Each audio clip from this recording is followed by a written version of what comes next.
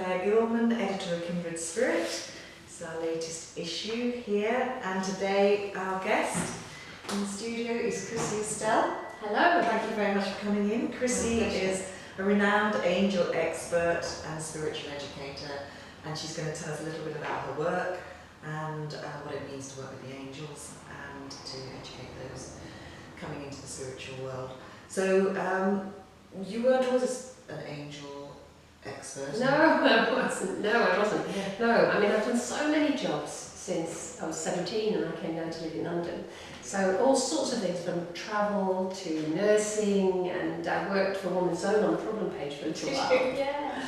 So that, you know, it's just a combination, loads and loads of experience. In the 70s, you could get a job anytime, couldn't you? You just, I'm going to change your career here, and that was easy. So when did the angel work start to take off for you? Yes, I was thinking about this because I knew you'd ask that question, and I think probably from childhood. I had a very strange, almost wild childhood. I was very free. I was brought up by my grandma, and she believed in fairies, she believed in angels. And so it was always there. There was always, you know, I was taught to say my prayers, I was taught to have faith. I was taught that there was always a positive way of looking at things, and life is as good as you make it. So that was very much part of my upbringing. And then when I lived here down in London from the age of 17, so many things happened. Really quite a few serious things, and I knew I was being looked after. Yeah. And people used to say to me, you must have a guardian angel. And then life progressed. I went through quite an unhappy time, and during that time I was led back to the angels by a lady who did aura soma, and she's also a marriage guidance counsellor. And the bottle that I was very drawn to was the Orion and Angelica bottle, which is the bottle which is meant to be the guardians of the gates of heaven. And these two angels, I was told, accompanied my soul. Oh no, it's not. But at that time I was very troubled. I was in a very bad place, and I kind of left this lady and went outside and said, okay, angels, if you brought me here, then get me out of this mess, kind of thing, you know. And really from then I started to count my blessings, I started to look for the positive in everything. I completely changed my life. And I took up angel healing, lived on my own, practiced the angels, with the angels, brought the angels into my life full time, and went back to nursing. So you went back to nursing and you specialised in palliative care? I did. Do you think that enhanced your experience with the angels? It definitely enhanced it, yes it did. I went back to nursing, but I was also practicing the angel healing.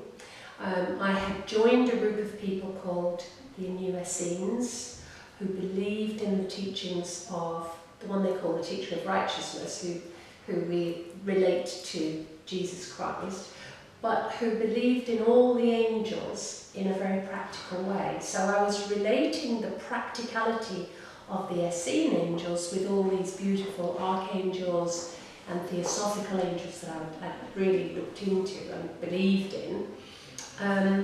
And so I was kind of adapting my nursing during the day and my double shifts, and then on Saturdays I was running angel workshops, and I was selling things. I was doing these funny things called angel parties, a bit like Tupperware but with angels instead of plastic containers. And I was teaching people meditations, I was teaching them how to connect with their guardian angel, and I had lots of things to sell. So I'd have little sparkly pins of angels and things like that. And I decided to take them all in, and I'd give them to the nursing staff and the laundry staff and the, you know, to wear little guardian angels on their shoulders. And it was interesting because I sort of became an angelic evangelist. I was like introducing everybody to angels at the time, telling everybody they could talk to their angels. And can anyone talk to their angels? Well, I've kind of shifted in the last 20 years because I think, yes, but you have to have the right intention. It's no use thinking like a child does, that you just leave a wish list and like Santa Claus, all your wishes come true. Working with angels is about how may I serve, and why am I here, what's my purpose, and how can I help the angels by being here on earth. So it's not what can they do for you?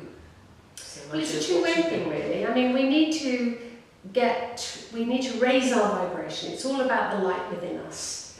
And the light vibration needs to be a high frequency for the angelic beings to be visible to us, or to be tangible, if you like, within that atmosphere. It isn't as easy as people think for angels to come as close as we need them sometimes.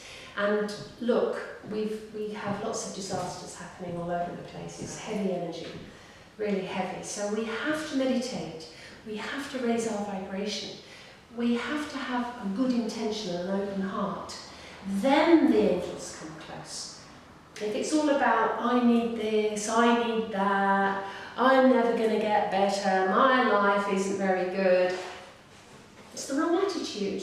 You know, I do get people writing to me saying, well, the angels don't help me, and you know, I have to write back and say, I'm really sorry to hear that.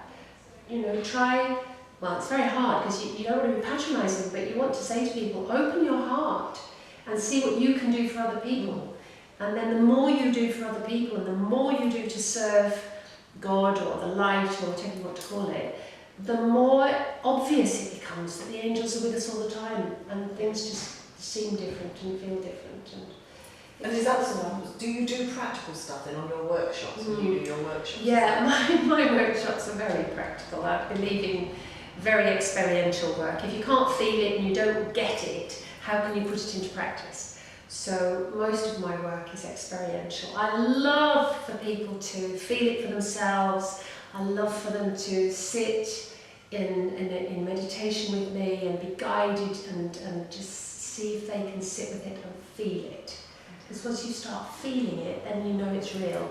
So yeah, I do teach them lots of funny things where they feel the energy for themselves, and lots of funny exercises where they can practice that interaction. And then they begin to realise what amazing, amazing things we are. Human beings are just fantastic. And you've also got you also have the role as a spiritual educator. Tell us a bit I about do. It's very interlinked. I work with 7 major archangels, and I like to try and encourage people to look deeper into themselves, to grow, to develop, because I feel the more we develop as people, the more spiritual we become, and the easier it is to connect with the other sources of light, angels, angelic beings, guides, ascended masters, whatever it is that you're interested in, becomes easier once you start to realise it's all about you developing yourself. And is this part of the stuff that you cover in your new book? Oh yes, it is, yes, yeah. Tell us a bit about the new book. Well, the new book is based on the 7-part course that I've been teaching for some years now. Based on the back of the fact that my angel workshops are all over the place. So I'm very rarely in the same place more than once in a short time. So people kept saying to me, well, how can I do this? How can I work with you? I don't want to keep travelling around to follow you around. So I developed a home study course. Right. And sometimes I mentor it, sometimes they just do it on their own, it's at different levels.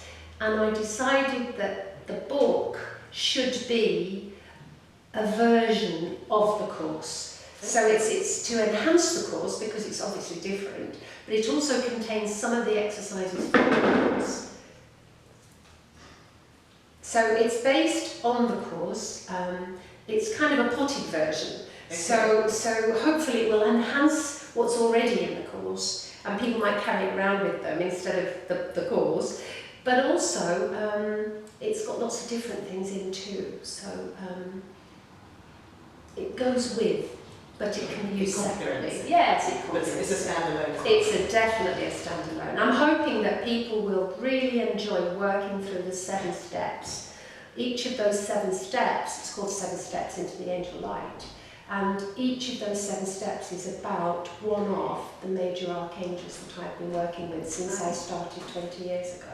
And the hope is at the end of the course you will be able to heal with angels or communicate with angels? What is the... Yes, well, each of the chapters is different. Okay. So the first one engages with the idea of communicating, because that's all about Gabriel and communication. It's all the mercurial energies of communicating with angels, but communicating with one another and listening skills and those kind of things. So it's all about communication, and at the end of that one you may be able to communicate with your angels much better.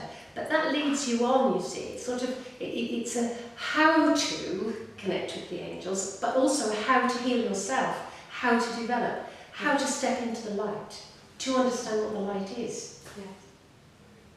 Fantastic. This sounds very exciting. It is exciting. I can't wait. This is great. And Chrissie, thank you so much for taking the time. Oh, thank you to for come in and talk inviting to me. us, to talk to Kindred Spirit magazine. I've been Claire Gilman, the editor of Kindred Spirit, and Chrissie. Thank you. Thank you very Thanks much. very much.